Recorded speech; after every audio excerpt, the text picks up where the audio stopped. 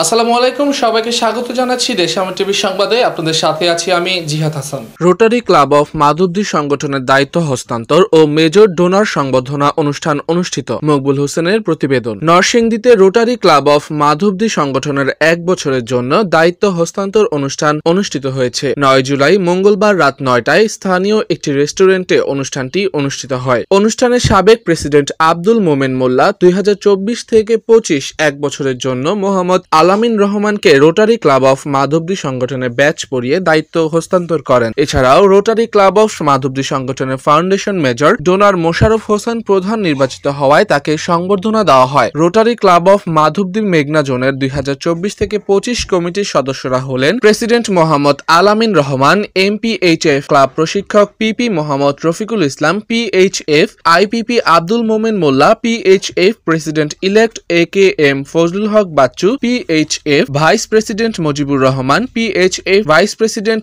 MH Bablu, secretary Abdul Hamid, joint secretary Jibon Krishna Saha, কোষাধ্যক্ষ Mohammad Emdadul Haque, director club service CP Enamul Haque Monir, director vocational service Pranoy Saha, director community service Mohammad Shahidul Islam, director international service Nakul Poddar, director youth service Kamrul ইসলাম, bulletin editor Muktadin Hossain, PHF HDT 8 arms Musamia.